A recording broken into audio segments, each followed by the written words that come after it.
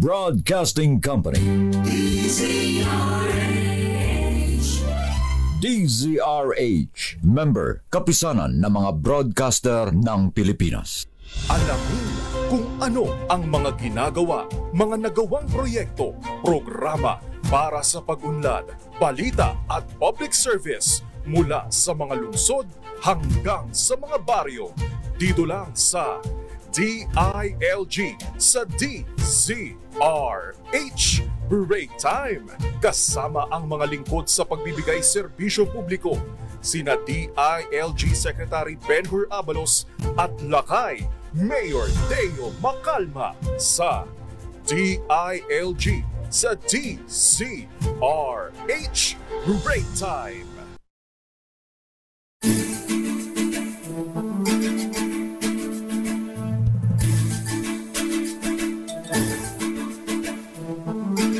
Magandang hapon, Luzon, Visayas, Mindanao.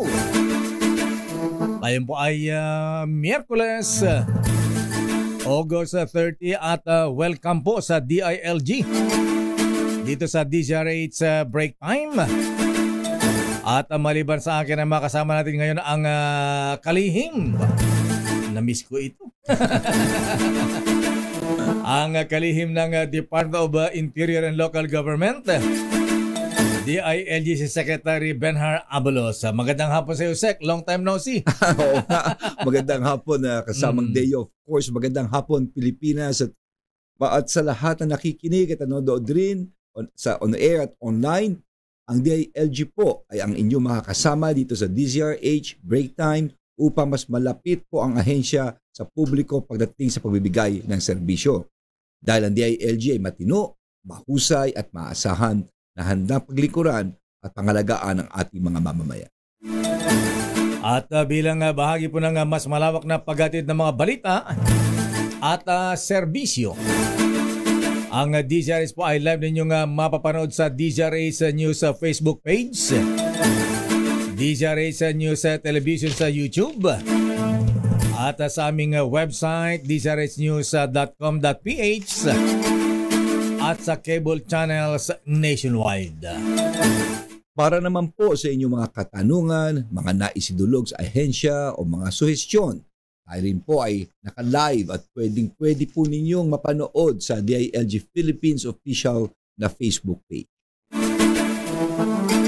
At Sec, tungo muna tayo sa latest happenings at aksyon sa DILG. Yes, kasamang Deo. Tama ka, sa DILG Balita at Aksyon at tatalakayin ang latest news at happenings sa aming ahensya. At sa ating DILG Balita at Aksyon, nagpabot ng pakiramay si DILG Secretary Benhur Abalos Jr. sa pagpano ng veteranong broadcaster na si Mike Enriquez. Ay sa kalihim, nakaharap ko ngayon. Si Bossing Mike ay haligan ng Philippine Broadcast Industry na tunay na nagpakita ng integridad, husay at buong pusong paghatid ng balita sa mga Pilipino. Gayon din ang pagiging daan ni Mike Enriquez bilang mentor sa susunod na henerasyon ng mga mamamahayag. Ang DILG ay buong pusong nakiramay sa pamilya, mga kaibigan at katrabaho ng batikang broadcaster ng GMA 7. Well, tama ka kasamang Deo. Talagang isang pundasyon na ito, no, at nakakalungkot ang nangyari. No? Ngayon, isa pang balita ay muling kinilala po ang ating ahensya, ang Kagawaran ng Interior at Pamahalaan Lokal sa ikatlong pagkakasunod-sunod na taon bilang isa sa mga pambansang ahensya ng pamahalaan na tatanggap ng prestigyosong antas ng selyo ng kahusayan sa serbisyong publiko mula sa Komisyon ng Wikang Pilipino. Ang KFW Selyo ng Kahusayan sa Serbisyo Publiko 2023 ay pagkilala sa mga ahensya at lokal na unit ng pamahalaan na sumunod sa implementasyon ng kautusang tagapagpaganap ng bilang 335 o EO 335 at pagnagpamalas ng kahusayan sa paggamit ng Pilipino bilang wika ng serbisyong publiko. Pinasasalamatan at kinikilala din natin ang lahat ng mga kawani ng kagawaran sa kanilang dedikasyon at pagpupursigi upang mas palawigin ang paggamit ng pambansang wika sa mga proseso at pagbibigay serbisyo sa ahensya. Congratulations, Secretary Sir. Salamat po. Sa muling pagkilala sa inyo ng Komisyon ng Wikang Filipino. At nagpapatuloy naman maigpit na pagbabantay sa seguridad para sa 19th FIBA Basketball World Cup 2023. Batay sa report ng Philippine National Police, nasa 2,589 na mga pulis mula sa National Capital Region na Police Office NCRPO at 363 mula sa Police Regional Office at 2,904 na personnel mula sa iba pang government agencies ang idineploy sa Metro Manila at Bulacan. Mula nang dumating ang mga atleta, mga basketball players noong Agosto 20 hanggang sa pagtatapos ng FIBA sa September 10. At batay po sa record, pumalo sa 38,115 ang dumalo sa FIBA opening ceremonies noong araw ng Biyernes.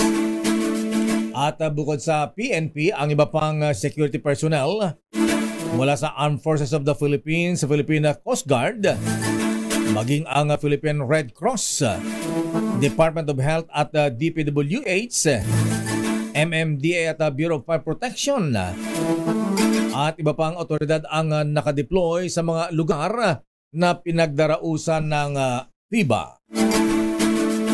Sa isang balita naman, at ako'y natutuwa talaga ako rito, ito tungkol sa Bureau of Jail Management na of course under din ng ating ahensya ng DILG. Kami nagpapasalamat at dumalo ang ating Vice President at Department of Education Secretary, si Ma'am Sara Duterte, sa isang moving up ceremony ng 220 persons deprived of liberty o PDLS na nakapagtapos ng elementarya at junior high school sa ilalim ng Alternative Learning System or ALS sa Manila City Jail Female Dormitory noong August 23. Ayon kay Vice President Sara Duterte, ang pagtatapos ng PDLS sa ilalim ng ALS ay patunay sa pagnanais sa mga ito na magbagong buhay sa pamamagitan ng edukasyon. Kasama rin dumalo sa seremonya si BJMP Chief Jail Director Ruel Rivera at iba pang mga pangunahing opisyal ng BJMP. Ang Alternative Learning System o ALS ay educational program ng Bureau of Jail Management and Penology upang bigyan ng pagkakataon ang mga PDL na nais makapag-aral. Samantala, nanindigan naman ng DILG na dapat sampa ng kasong kriminal ang dating pulis na nanakit at nagkasa ng baril sa isang siklista. Ayon kay Secretary Benhar Abalos, hindi maaring payagan ang kultura ng karahasan sa ating bansa. Ayon pa sa kalihim, kahit hindi tumestigo ang biktima ay maaari pa rin magsampa ng mga kasong kriminal at alarm and scandal kung may iba pang mga tetestigo. At bilang chairman ng National Police Commission NAPOLCOM, nangako si Secretary Abalos na patuloy na babantayan ang tugon ng PNP sa insidente at tiniyak na gagawin ang lahat para maisulong ang katotohanan at hustisya. Naku, Secretary Sir, ayan, ang dami-daming insidente ng karahasan ngayon. Actually, 2 beses na yung tinatawag nating road rage, Secretary Abalos, sir. Sa totoo lang, kasamang Deo at sa mga nakikinig ngayon, sasamantalahin ko lang itong pagkakataon na ito. Opo. Para maunawaan ng ating mga kababayan. Alam nyo, ang Philippine National Police, gagalaw po yan. Pero may nakabantay dyan. 3 ahensya. Ang Internal Affairs, kung mali yan ang magkakaso, mag-iimbestiga.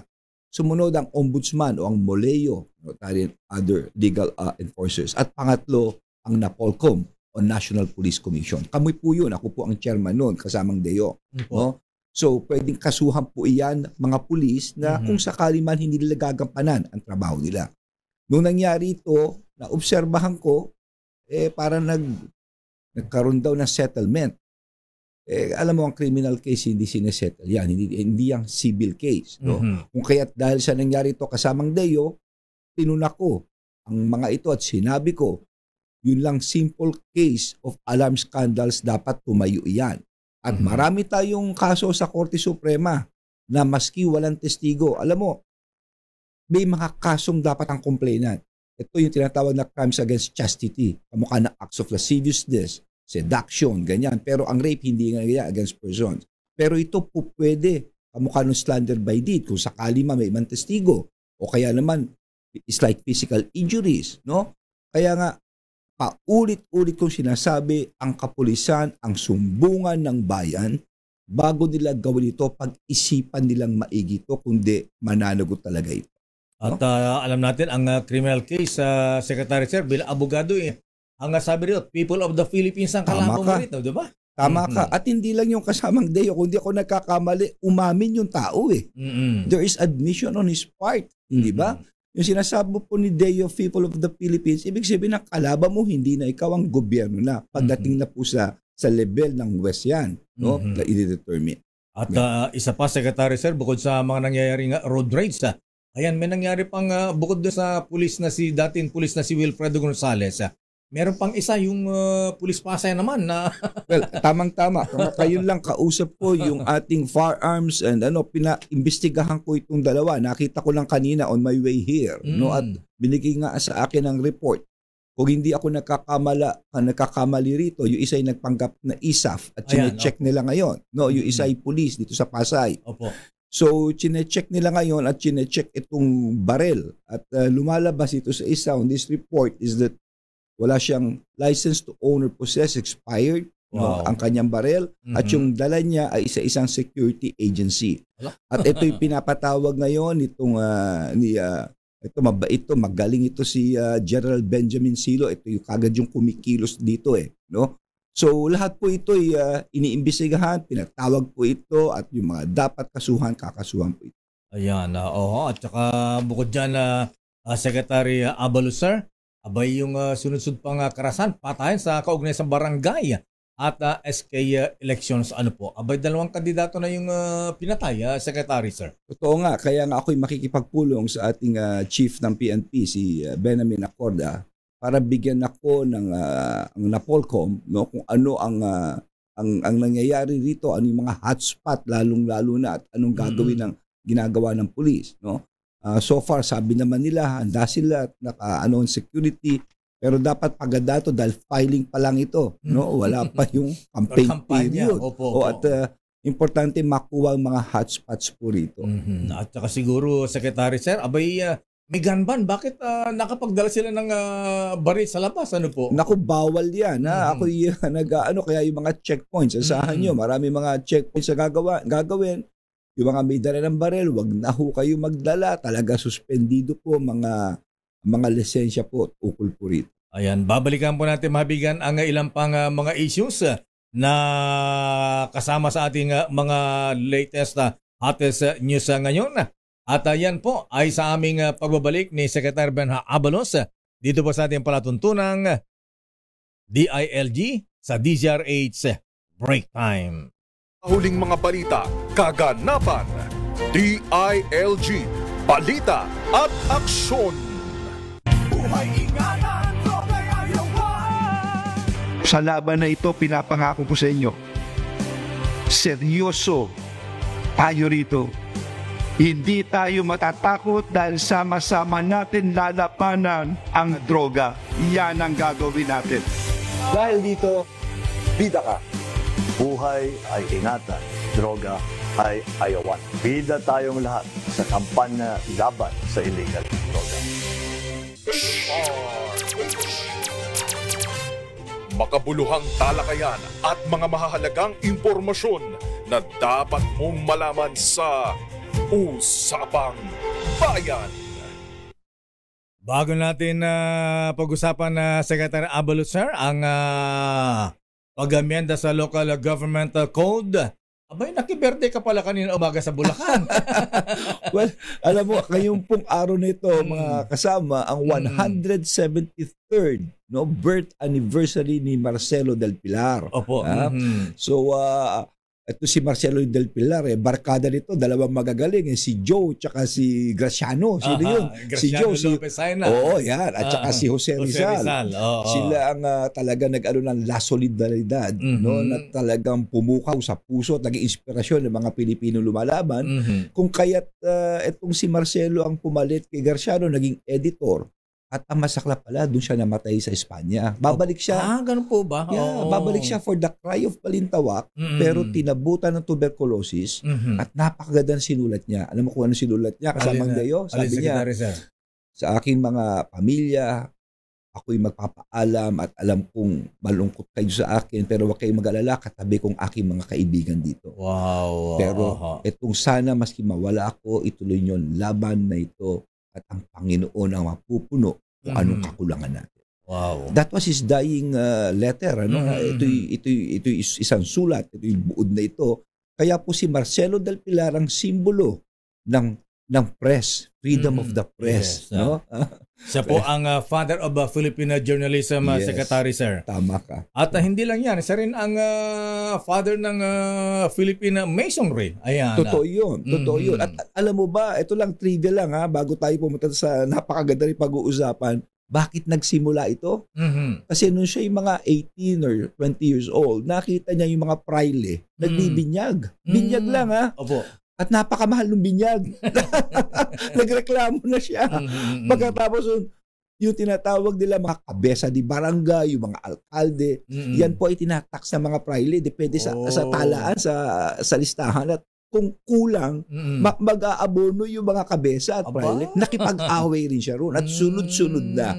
Kaya nakakatuwa ang naging buhay, talagang inspirasyon. Ito si Marcelo del Pilar. Ayan. At siya pala ay taga-barangay San Nicolas sa Bulacan, Bulacan. Tama. Ayan ang hometown ni Marcelo H. del Pilar. At dahil sa kanya, Secretary, sir, abay pinirmahan pala ng dating Pangulong Duterte ang Republic Act 11699 ang August 30 bilang National Press Freedom Day. Ayan. At ito ay kinikilala sa buong bansa at siyempre holiday ngayon sa lalawigan ng Bulacan. Kaya't balita na aking bubitsak nandiyan ka daw, nakibirthday ka daw. Ikaw daw ang guest of honor kanina umaga. Kasama ko po ang ating napakasipag, napakagaling na gobernador po dyan. No? Of course, si Daniel Fernando, kanyang Vice Governor, si Vice Governor Alexi Castro po, at ang magiting na mayor dyan, may FIBA tayo ngayon, si Berhel Meneses. Na nung araw ay yan po ay Philippine National Youth Team, PBA Mythical 5, Most Valuable Player, at hindi lang yun. Basketball player nga pala siya. Jones Cup champion ng Pilipinas, siya kasama ron. At Southeast Asian Games, siya rin ang kasama ron. Ayan. Siya pala mayor ngayon ng Bulacan. Bulacan. Kung saan gagawin yung bagong airport. No? Wow. Anyway, Secretary, sir, ayan, atin naman po nga talakayan ang pag-amyenda sa Local Government Code o LGC. At ang makausap natin ngayon, Secretary, sir, ay ang presidente ng Union of Local Authorities of the Philippines o ULAP at gobernador ng Quirino Province, si Governor Dakila Carlo Daxa Cua. Magandang hapon po, Governor Daxa Cua. Naimbag nga malim. Apo, Gobernador, sir. Naimbag nga malim. Today, ang ating idol na si Secretary General. Magandang hapon po. Magandang hapon, Dax. No? Alam mo, Lakay, ito si Dax, para po sa nakikinig po ngayon, ang ibig sabihin ng ULAP ay union ng lahat ng liga ng buong Pilipinas. Ito'y League of Governors, Vice Governors, Mayor, Municipal Mayors, Barangay Captain, hanggang baba po yan, youth. Ganong kalawak ang pamunuan nito. No? Well, umpisahan ko na po kasama Please, Secretary, sir. Dax, magkatagal tayo magkasama sa gobyerno.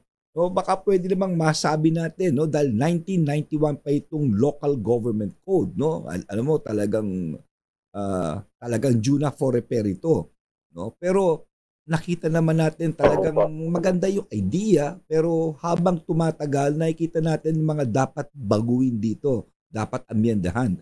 Ano kaya ang dahilan bakit sa tagal ay hindi na amyendahan ito? At tama kayo, Sec. Benher, talaga pong 1991, napakalaking tulong po nitong local government code na empower, na institutionalize ang role ng mga mayor, ng mga gobernador, ng mga LGU po. Pero ganun pa man, sabi rin doon sa batas, sana daw po after 5 years nagkaroon na ng review. Kasi wala naman po tayong perfectong produkto o batas. So talagang kailangan mag-improve. So, pero hindi pa po na-improve sa SEC. At kami ay excited dahil sa liderato ninyo. At meron tayong Pangulong naging gobernador, meron tayong SILG na naging mayor, may Vice President pa tayo naging mayor. Tiwala kaming magkakaroon ng pagbabago ngayon. Governor Dax Cuasa, bakit kailangang maamyendahan? Bakit importanteng maamyendahan pa ang local government code, sir?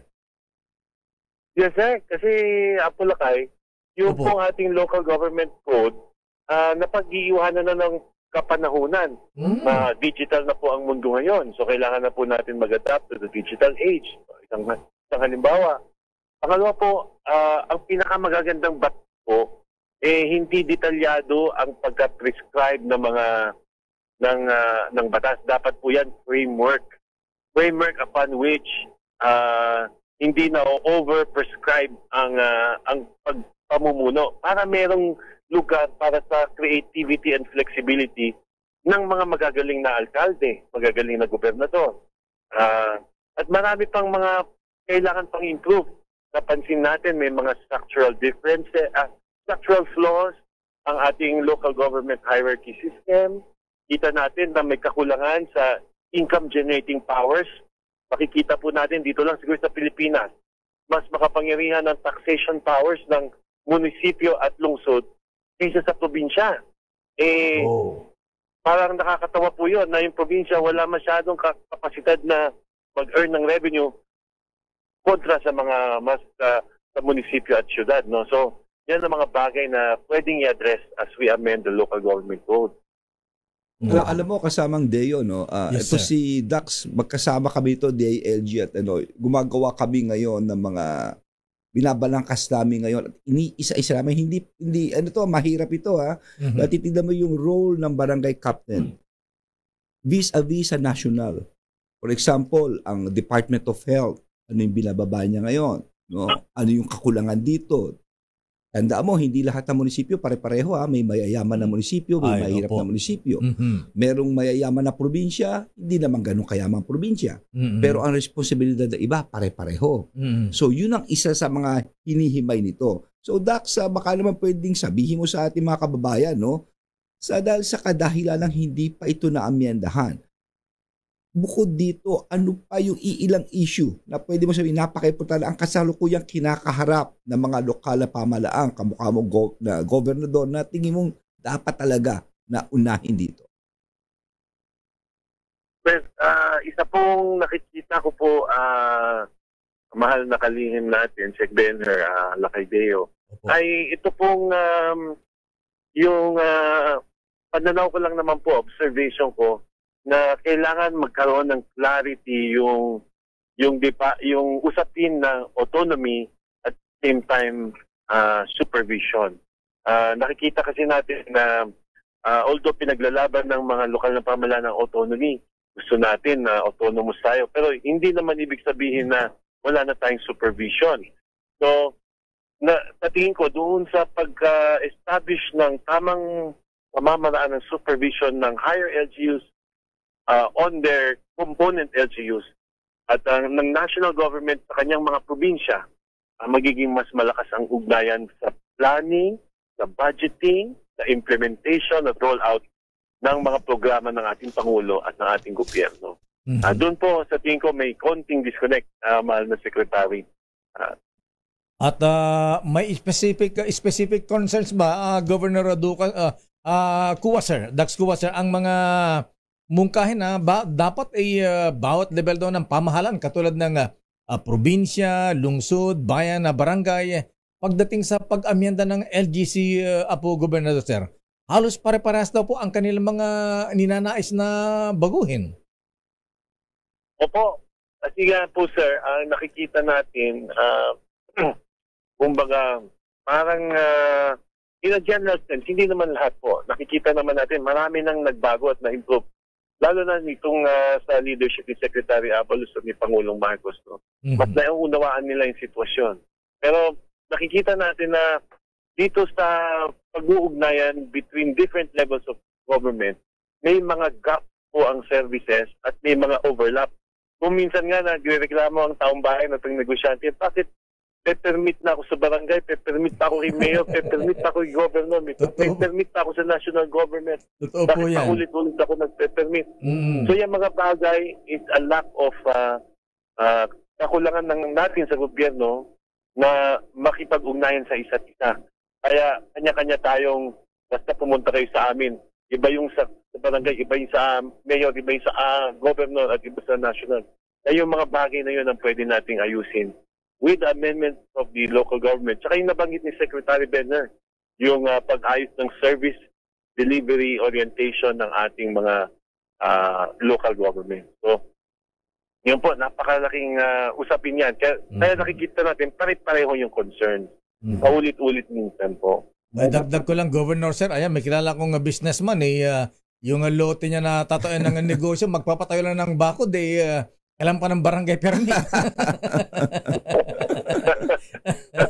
kaya dapat talaga, Deo, may streamlining Alam mo, ang maganda rito, kasama pa natin ang ARTA, ang anti-red tape dito. Tama po yan. Talagang iniisa-isa nila ang proseso. Nagkaroon nga kami ng joint memorandum circular. Ang ARTA, ang DILG at ang Department of Finance. Simple-simple ito na lang ma-segue ko ng konti. Yung mga gulay, yung mga produkto galing sa Kung minsan dadaan na iba-ibang probinsya. Kung minsan nangyayari may pass-through fees. Ayan, no? po yan. So yun nilalatag din namin yun. Baka po pwede for the meantime isuspindi muna natin para magmura. So marami talaga pag-uusapan.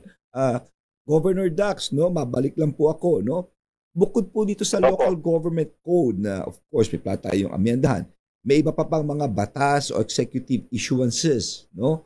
Of course, ng mga executive order na galing sa Malacanang na may kinalaman sa mga LGUs na minungkahi ng ulap na repasuhin o amyenda. Well, Secretary, yung isang napaka-maliwanag na pinagtatrabahuan nating dalawa itong EO138. Totoo yun. Opo, yung ating devolution na tingin natin instead of pinag-uusapan po, ang mungkahi po ng ulap, ang proposal kasama po ng DILG ay sa halip na pag-usapan ang devolution, ay pag-usapan kung ano ang serbisyong gusto nating ihatid kay Juan de la Cruz at anong magiging role ng bawat level of government from barangay, municipality, hanggang sa governor hanggang sa ating national government. Anong role ng bawat isa para maliwanag at magpapasahan tayo ng na jointly natin ipapasan ang tungkulin na i-deliver yung services.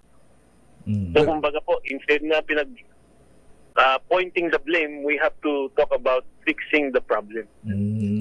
Paruhin ko lang din yung sinasabi ni Governor Dax Leo sa ating mga nanonood ngayon.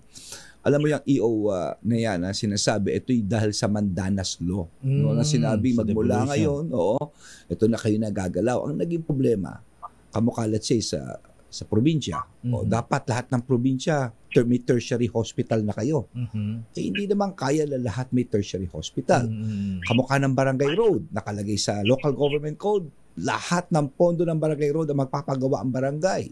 Hindi lahat ng barangay kaya po ito, no? So marami pang iba. Yun ang sinasabi ng ating mahal na Pangulo ng Ulap na si Dax na binabalangkas namin ngayon. By the way, Governor Dax, ito Oktubre, matatapos na yung sa local government agency, magpupulong tayo rito nagbigay kami ng questionnaire at data analytics. Ito namin nakikita at isa-isa ito ng Local Government Academy. At tapos uupuan ito ni Governor Dax at tayo para ipresenta sa presidente ito. Ayan. Okay, Governor Dax Kuwasa, ayan, bilang panghuli po may panawagan po ba kayo sa ating mga senador, kongresista na tungkol dito sa pag-amyenda sa Local Government Code at kinakailangan ba ng Pangulo na mag-issue ng mga executive orders para mabago po ang ilang provision o batas under LGC, Apo Gobernador, sir? Sige sir, kung mamalapatin nyo, meron ako isang lang po, pakiusap sa ating national government, kung minsan sa mga congressman at senador. Sana po sa paglilikha ng mga batas, na unawaan naman po namin na napaka-importante nito, konsultahin lang po tayo na mabuti kasi nag-aalala kami dun sa over-prescription. Kung minsan kasi talagang binabalangkas lahat masyadong madetalye, nawawalan tayo ng lugar para i-exercise ang leadership at creativity ng ating mga lokal na namamahala. So sana po makipag-dialogue para makita natin yung tamang balanse po. At kami naman ay maswerte na meron kaming idol na Secretary Benter na talagang kinakampihan kami kahit anong usapin. Napakaswerte namin kay Sec Ben. Maraming salamat, Sec. Alam mo, ikaw ang kasangga ng aming mga lokal na pamahalaan. Alam mo, ito yung Mutual Admiration Club Magaling din to si Dax, napakagaling. Of course, sa ating mahal na Pangulo. Yung sinasabi niya, Deo, is this parang, parang damit. Nakaporma na yung damit mo, wala ka nang gagalaw. Kasi, yung wala na creativity, yung perang binigay sa'yo, ito, pambili mo ng kuryente, ng ganyan, ilaw, kuryente, apartment, ganyan. Wala ka ng elbow room para ganoon na nangyayari. No? So tama rin siya. Ako'y naniniwala sa kanya na sana sa puntong yun magkaroon nga ng isang area for the creativity. But at the same time, of course, may pananagutan naman niya kung magkamali, no? Ito binabalakas na batas, no? So Dax, sa puntong ito, maraming salamat Quirino Governor Dax Cua, ang presidente po ng Union of Local Authorities of the Philippines. Maraming salamat po, Gobernador. Diyos tag ginaapo na imbag malam. Thank you. Diyos tag ginaapo. Thank you, Sec. Mabuhay po kayo. Kaibigan na Governor Dakila Carlo Dax Cua ng Quirino Province. Makabuluhang talakayan at mga mahahalagang impormasyon na dapat mong malaman sa Usapang Bayan. Naku, susunod, Secretary Benhar Abalo, sir, pag-usapan natin ang mga pabahay. Ayan. Yeah, magandang topic. Oo, under Department of Human Settlements and Urban Development o DHSUD. At ayan po, sa ating pagbabalik dito sa DILG, sa DZRH Break Time. Makabuluhang talakayan at mga mahahalagang impormasyon na dapat mong malaman sa Usapang Bayan. Itatama na ang share ng bawat local government unit o LGU sa buwis na kinokolekta ng gobyerno, sang-ayon sa desisyon ng Korte Suprema sa Mandanas-Garcia Petitions noong 2019. Bakit? Kasi hindi na lang sa koleksyon ng BIR magmumula ang share ng lokal na pamahalaan. Manggagaling na ito sa lahat ng national tax sa kinokolekta, kasama ang sa Bureau of Customs at iba pang ahensya ayon sa Bureau of the Treasury. Sa tamang pondo mula sa laang buwis pambansa, ilang lokal na proyekto na hinahawakan pa ng national government ang maaaring direkta ng magawa ng mga LGU ayon na rin sa kanilang mga prioridad. Angat! Lokal! Tamang pondo! Angat serbisyo!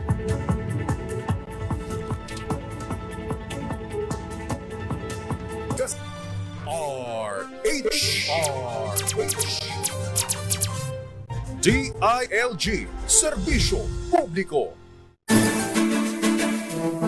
Secretary Benhar, sir, ayan, pag-usapan naman natin ang pambansang pabahay para sa Filipino Housing Program, yung tinatawag na 4PH. Well, tama ka, kasamang Lakay Deo, ang pambansang pabahay para sa Filipino Housing Program o ang 4PH ay isa sa pangunahing programa ng ating mahal na Pangulo, no? At ng ating pamahalaan upang mabigyan ng maayos ng tahanan ang bawat pamilyang Pilipino na nangangailangan. Kaya naman, ating alamin ang ibang detalye kaugnay niyan. Ating mga kasama po ang isa sa mga undersecretary ng Department of Human Settlements and Urban Development, si Attorney Avelino Tolentino III. Magandang hapon po sa iyo, Yusek Avelino Tolentino.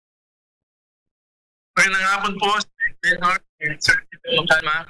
Good afternoon po mula sa Department of Human Settlements and Urban Development. Ako po'y bumabate sa inyong departamento, no, for, alam nyo, napakagaling ng departamento ninyo. Magaling yung namumuno si Secretary Jerry Acusar, no? At salamat sa pagdalo mo ngayong hapon para mabigay linaw at ng ating mga kababayan. Ang unang tanong ko lang po, Attorney Avelino Tolentino, no? Para sa kaalaman ng lahat, maaari niyo po bang maipaliwanag ano nga ba ang pambansang pabahay para sa Filipino Housing Program o yung tinatawag na 4PH? Sec. Benhor, ito pong ating 4PH, pambansang pabahay para sa Filipino Housing Program. Ito po ang flagship program, isa po ang flagship program ng ating mahal na Pangulong Bongbong Marcos, kung saan tayo po ay naglalayo na makapagtayo po ng 6 million housing units over a period of 6 years para po ating mabura. Ito pong ating tinatawag na 6.5 million housing need as of 2022. Ang ating pong programa, medyo novel po ng konti dahil po ang ating pong approach ay ang paggamit po ng private funds galing po sa private banks at ang ating pong investable funds ng GFIs. So naniniwala po tayo na with this approach, hindi po malilimitahan ng construction ng ating pabahay kung saan lang po ang maabot ng ating General Appropriations Act.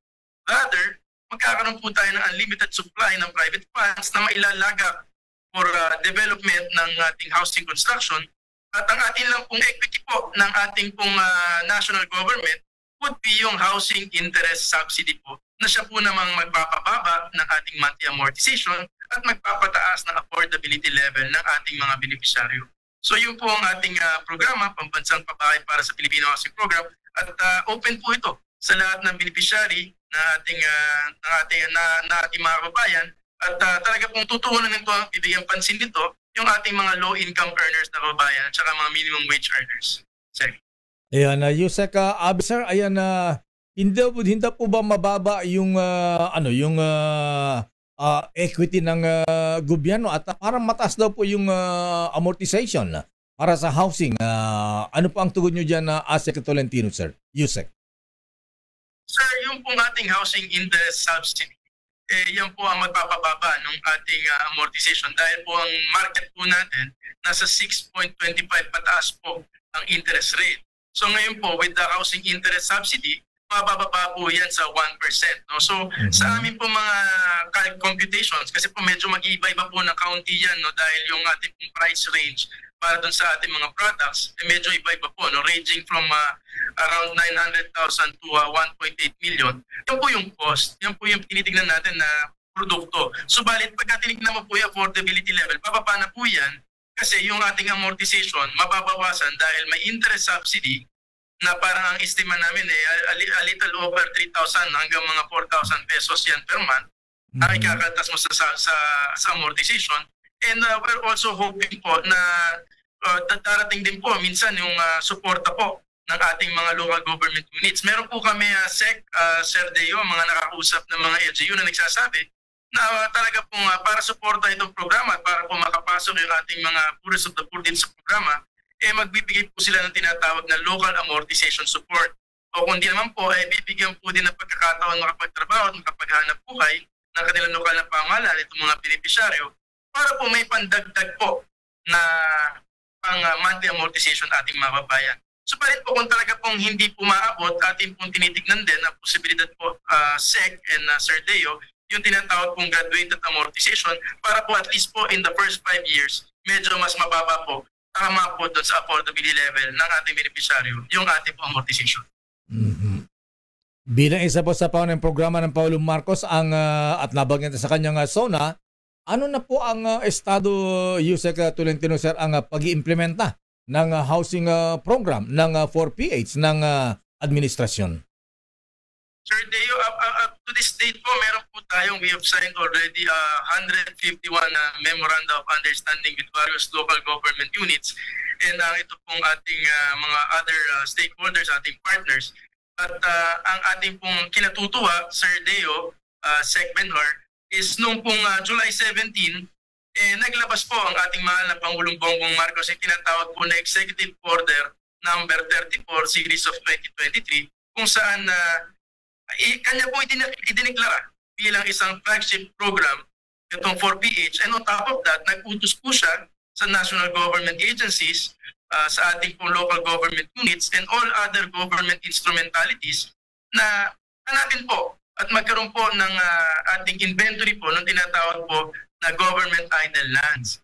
At yung pong utos niya ay para po i-allocate, itutok po itong mga government idle lands para po sa ating programang 4PH. Naniniwala po kami that this is a game changer, Mr. Secretary at saka Sir Deo, dahil baka po pumasok po itong ating government idle lands, it's an alternative resource na po. So ibig sabihin kahit hindi po madagdagan masyado yung ating budget through the GAA, meron po tayong resource na magagamit. Ito pong pagkakaroon po ng government lands, pagpapatayo po ng pabahay, talagang makakabawas po doon sa ating tinatawag na development cost dahil mawawala po yung usapin po ng lupa.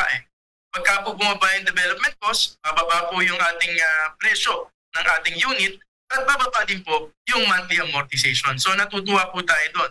At dagdag pa po dyan, amin na rin pong pinag-aaralan kung paano po ma-leverage itong mga government idle lands na ito para po doon sa aming financing mechanism to ensure financial sustainability, SEC at saka Sir Deo. Alam mo, Atty. Avelino, na napakaganda ng programang ginagawa ninyo, no? Dahil alam naman natin ang kakulangan ng pabahay, no? Talagang tama lang na gawin ng ating mahal na Pangulong flagship project ito. At alam kong maraming interesado, maraming nakikinig ngayon, no? At dahil dito, ano po ba mga kinakailangang dokumento at paano ang proseso para mapabilang sa mga benepisyaryo ng 4PH?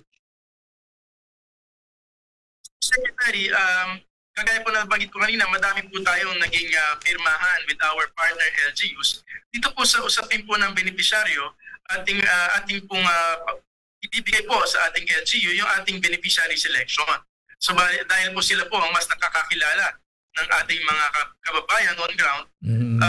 And also we have partnered with the DMW kasi po tayo po in-expect din po natin ang demand na manggagaling po sa ating mga overseas Filipino workers. So po yung pagka-beneficiary selection, doon po natin mostly dadaan. At pagkatapos po niyan, ating pong papasadahan kasi po titignan din po natin yung kanilang capacity to pay.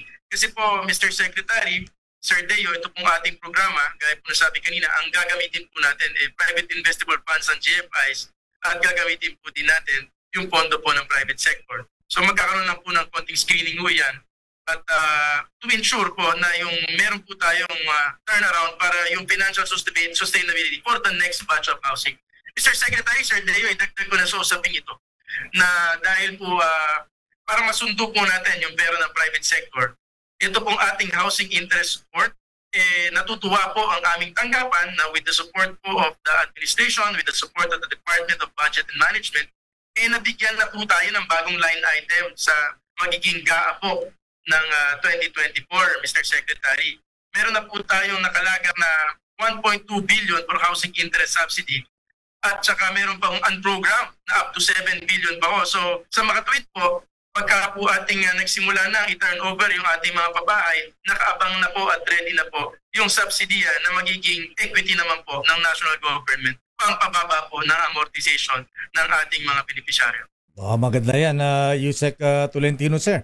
At sa panig naman ng mga LGUs, Yusek, sir, ano ba ang role, ano ba ang responsibilidad ng mga LGUs sa implementasyon o pagpapatupad ng housing program o 4PH, Yusek Avelino, sir? Yes, sir. Kagaya po na nabanggit ko kanina, madami po sa aming mga nakausap na LGU po, sila mismo project proponent. Yung iba naman po will partner with private developers, private contractors na siya pong mamumuhunan dito sa ating programa. But in most cases, sila po ay involved po sa site selection, sa land acquisition, o kung mismong gamit po nila yung lupa, and yung pong identification of beneficiaries. And in certain cases, hopefully yung pong mga LGU may kakayanan, maglagay po yung kanilang tinatawag na local amortization support. Mhm. Well, napakagandang balita, napakagandang programa. Kami nagpapasalamat. Ano po ang panghuling mensahe po natin, Attorney Abelino, sa mga kababayan na nais mapabilang sa programang ito? Sec. Benhur, Sir Deo, kami po ay dito sa aming tanggapan, Department of Human Settlements and Urban Development, talaga pong tuloy-tuloy po ang aming pagtatrabaho, ang aming pagsusumikap at nagpapasalamat kami sa partner agencies. At also nagpapasalamat na rin kami in advance po sa Kongreso at saka sa Senado dahil nakikita po natin nagkakaroon po ng liwanag ito pong housing interest sa subsidy na isa po talaga sa cornerstone po ng ating programang Pabahayan na 4PH.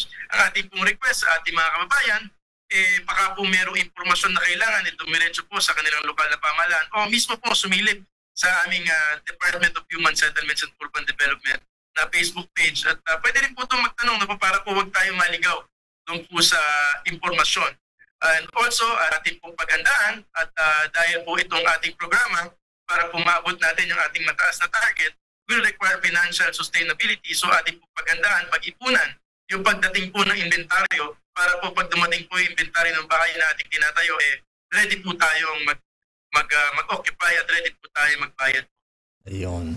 Well, maraming salamat muli, Yusek Abelino Tolentino ng Department of Human Settlements and Urban Development. Salamat po. Maraming salamat po, Sec. Benhur and Sir Deo, at sa ulitin po. Maraming salamat po. Maraming salamat, Yusek, at regards kay Secretary Acosar, Jerry Acosar. Ayan, mabuhay po kayo. At ngayon, Secretary Sir, dahil matagal-tagal tayong hindi nagkita, ha? Ikaw ang nagtatanong kanina, pwede ba ako naman magtanong sa'yo? Sige naman. Abay, so ano ang gagawin ng DILG-PNP ngayon na Secretary Bernard Abalos, sir, dito sa sunod-sunod na insidente po ng patayan na may kanalang po sa barangay at SK election, sir? Ayan, tulad sa Libon Albay, Midsaya pa Cotabato, ayan na. So ano ang gagawin po ng DILG Secretary Abalos, sir? Well, ganito, no?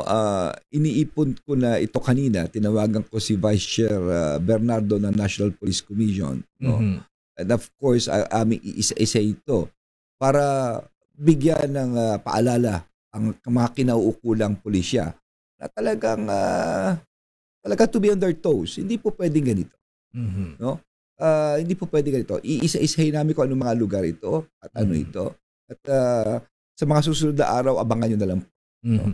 May report na ba ang PNP Secretary Abalos, sir, at okay ang COMELEC kung meron na ba mga hot spots sa darating na eleksyon? I'm sure meron po iyan. No? All that we have to do is right now, we're really coordinating with Chairman George. No? Mike, marami ito kinalaman sa eleksyon, lalo na, of course, itong Taguig and Makati. Ayan, isa no? pa. Isa pa yan. Pero ubus na po tayo sa oras kasamang Deo. No? Ayan, at least namagitan na ang DepEd sa issue ng mga eskwelahan dyan, Secretary Sir. Ayan, yeah. So at least okay na yan. Siguro yung ano na rin, yung issue na rin sa hanay ng PNP, sir. Ayan, ano po, bilang nasa under po ninyo ang PNP, ano kaya ang dapat nyo gawin o direktiba sa ating kapulisan para medyo ang ganda-ganda pa naman ng rating ng Philippine National Police sa latest survey ng yung latest survey ng Okta. Ayan, Okta Research. Pagkatapos yung maganda ang rating, approval rating, trust rating, may mga nadawit na pulis na mga hindi po maganda, Secretary, sir. Ito yun. Well, it's up for the Chief PNP to. Pero ang aming mungkahi, ang role ng NAPOLCOM Supervision and Control here is that tignan nila ang kakulangan ng bawat lugar.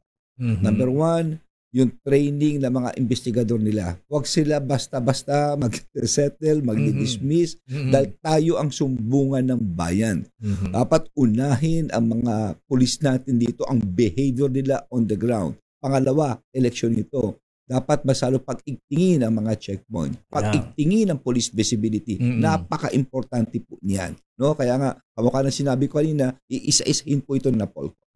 Kasi marami nagtataka, Secretary Sir, yung pinatay na barangay chairman dun sa Libon Albay, ha? Yung mga suspect riding in tandem, Armalite ang dala-dala, Secretary Sir. Totoo yan. Nakapagdala na Armalite na may gun ban, di po ba? May gun ban. Kaya importante talaga itong mga checkpoints na ito at police visibility. Napaka-importante nito. Ayan, maraming salamat Secretary Sir. At medyo bitin yung oras natin at siguro sa mga susunod na araw ay makasama po namin kayo uli dito sa ating sa inyong programa, sa ating patutunan. Pagsasama tayo, Deo, medyo I'll make sure talaga may oras para naman yung mga sumbungan ng tao, mga suhestyon at direkta tayo sa ating mga kababayan. Ayan, Secretary Sir, maraming salamat po at magandang hapon po sa inyo. At magandang hapon naman sa aking Hanay Deo at muli ako'y masaya. Nakita ko ulit ang aking idol, si Deo Macalma and of course sa ating kababayan. Kayo po ang aking idol, Secretary Benhur Abalos, Sir. Ayan. Thank you po. Maraming salamat po sa pagtutok sa ating episode na naman sa ating programang DCRH o DILG sa DCRH Break Time. Ako po si Deo Macalma at hanggang sa muli. Ayan, sa susunod na Miyerkules, same time dito po sa ating programa. Inyong napakinggan ang DILG sa DZRH Break Time. Kasama ang mga lingkod sa serbisyo publiko, sina DILG Secretary Benhur Abalos at Lakay Mayor Deo Macalma. Hanggang sa susunod na Miyerkules, tumutok, makinig, alamin ang mga ginagawa, mga nagawang proyekto, programa para sa pag-unlad, balita at public service mula sa mga lungsod hanggang sa kasulok-sulukan ng mga barangay. Dito lang sa DILG sa DZRH Break Time.